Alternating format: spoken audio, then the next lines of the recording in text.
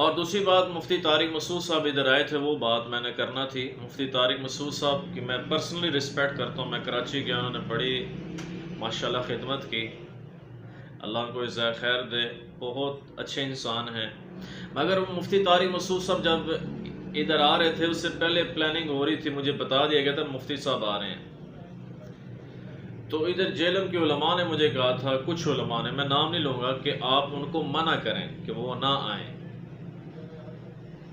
تو پھر میں نے کہہ بھی دیا تھا ان کے قریبی ساتھی کو کہ ان کو منع کریں، تشریف نہ لائیں، علماء یہ کہہ رہے ہیں۔ بات وہ کرنی چاہیے، سچ کرنی چاہیے نا، جھوٹ تو نہیں بولنا چاہیے نا۔ جھوٹ پر تو اللہ کی لعنت ہے، جھوٹے پر، سچے پر اللہ کی رحمت ہے۔ تو پھر میں نے منع کیا، مگر وہ پھر بھی آئے۔ ایک حضرت صاحب ہیں، ہمارے بھائی ہیں، تو ان کے ذریعے وہ تشریف لائے، مگر وہ 48 گھنٹے کا انہوں نے جو ٹائم دیا ہوا تھا، مجھے یہ پتہ چلا کہ وہ جیلم شہر کے اندر نہیں تھے۔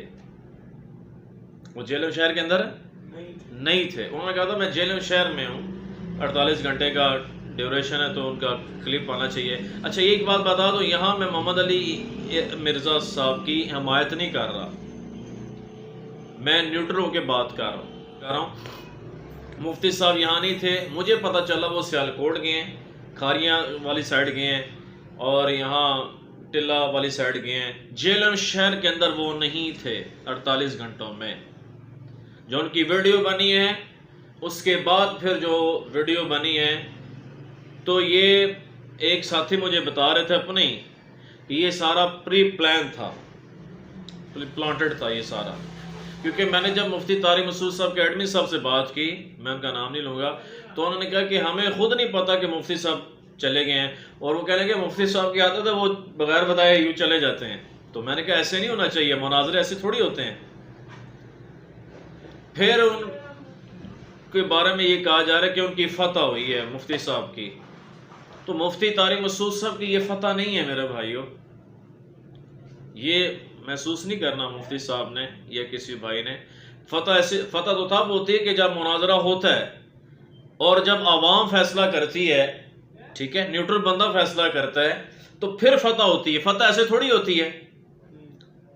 میری پرسنل یہ رائے تھی کہ ان کا یہ طریقہ تھا نا کہ شاندار چوک میں آ کے انہوں نے جو ویڈیو بنائی ہے، یہ غیر اخلاقی چیز تھی۔ ان کو چاہیے تھا مفتی طارق مسعود صاحب کو یا ان کے ایڈمن کو، جو کہ پرسنل رابطے تھے ان کے علی انجینئر صاحب کے ایڈمن سے، ان کو کال کرتے کہ ہم آ رہے ہیں اور ہم سے آپ بات کریں۔ کیونکہ حمزہ علی عباسی بھی ادھر آیا تھا، اس نے بھی کال کر کے آیا تھا، الیاس بھائی بھی آئے تھے، جاوید گاندھی صاحب کے داماد، وہ کال کر کے آئے تھے۔ تو طریقہ یہ تھا، ٹھیک ہے جی، کہ یہ چیز یہ فتح نہیں ہے سر۔ یہ مفتی طارق مسعود صاحب میرے بزرگ ہیں، میرے بھائی ہیں بڑے، ہمارے مفتی ہیں، ہمارے عالم ہیں، مگر میں سچائی کی بات کر رہا ہوں۔ یہ فتح ایسے تو نہیں ہوتی نا جی،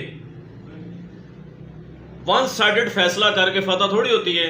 وہ کراچی میں وہ ان کا انٹرویو ہوا، جی آپ کو فتح مبارک ہو پنڈی میں، بھئی یہ فتح نہیں ہے، میں حقیقت بیان کر رہا ہوں۔ حالانکہ میں نے خود چیلنجز دیے ہوئے تھے علی بھائی کو، علی انجینئر صاحب کو، المحند المفند پر، ٹھیک ہے، اور وہ کئی حد تک وہ ایگری بھی ہو گئے تھے مجھ سے بات، وہ ایگری ہیں کہ آج وہ بات کر لو مجھ سے۔ وہ تو صاف وہ آدمی کہہ رہا ہے کہ آج اماد الاسلام آپ بات کر لو مجھ سے۔ تو پھر ان کو تو آلریڈی انہوں نے 5 ماہ کہا تھا کہ آپ تشریف لے آئیں، چاہیے تو یہ تھا کہ یہ اگلے دن ہی تشریف لے آتے۔ اچانک ایسے ویڈیو بنانا، اور میں نے بھی یہ ویڈیو جو بنائی ہے ان کی اکیڈمی کے سامنے، یہ غیر اخلاقی چیز ہے۔ میں اس ویڈیو سے رجوع کرتا ہوں، وہ بھی ڈیلیٹ میں کرتا ہوں، اور جتنی بھی میں نے باتیں کی تھی ان کے بارے میں، فسادی، ملحد، وہ سب میں ڈیلیٹ کروں گا، کیونکہ یہ غلط ہے۔ ہاں ایک بات بتا دو کہ میں محمد علی انجینئر صاحب کی حمایت نہیں کر رہا میرے بھائی، حمایت نہیں کر رہا، میں آپ کے سامنے حقیقت بیان کر رہا ہوں، ٹھیک ہے جی۔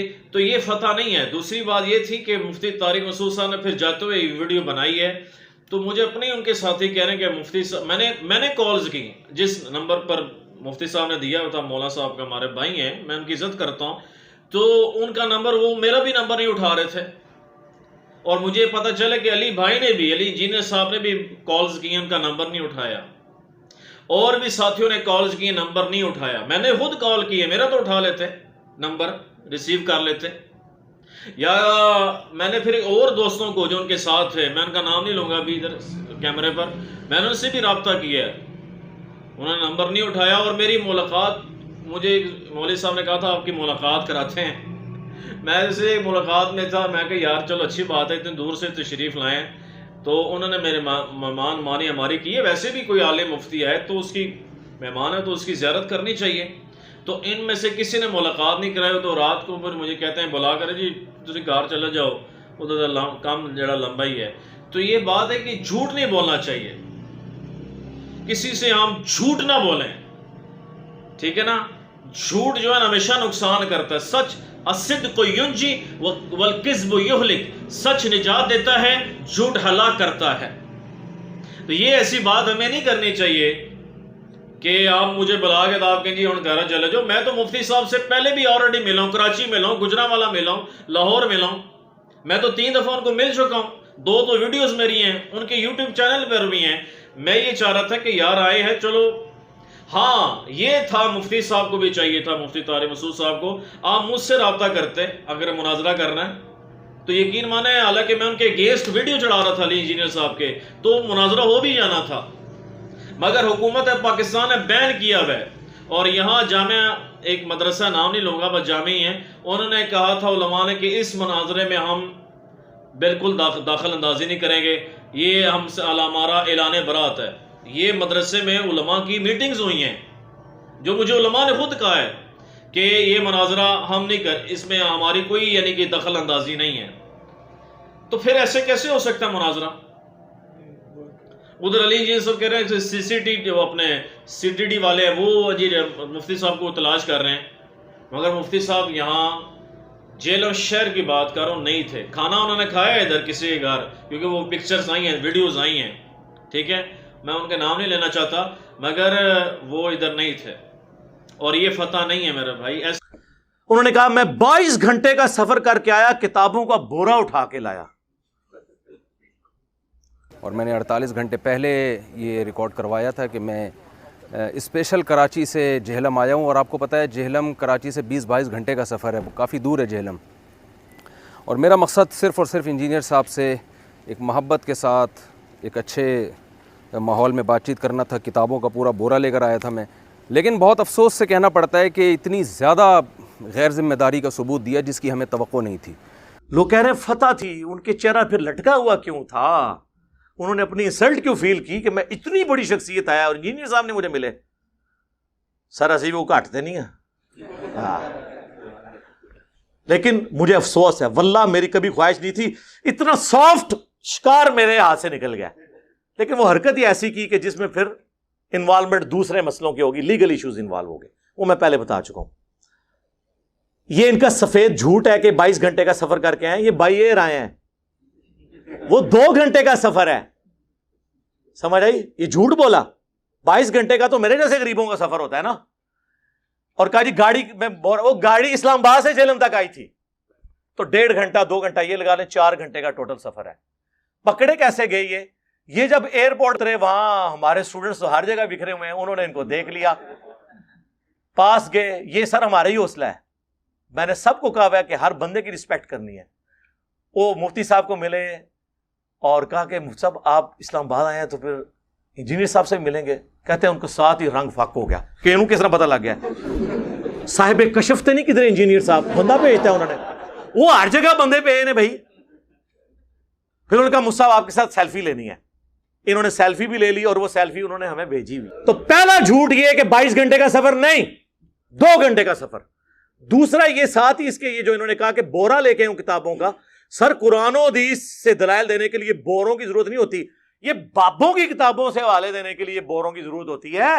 یہ تو ایک موبائل کے اندر حدیث کی کتابیں آ جاتی ہیں اور قرآن کے یہ کتابیں وہ دوسری لے کے آتے ہیں، حدیث کی نہیں لے کے آتے. تو بورے کی تو ضرورت ہی نہیں تھی. آپ اپنے عقائد المحند علی المفند جس کا تعارف شریف اینڈ پہ میں کرواتا ہوں، اور حضرت معاویہ رضی اللہ تعالیٰ عنہ کا خروج خلیفہ راشد مولا علی رضی اللہ تعالیٰ عنہ علیہ السلام کے خلاف، آپ اگر امیر شام کی حمایت کرتے ہیں تو اس کو قرآن و حدیث سے ثابت کریں نا، بابوں سے تو ثابت نہیں کرنا.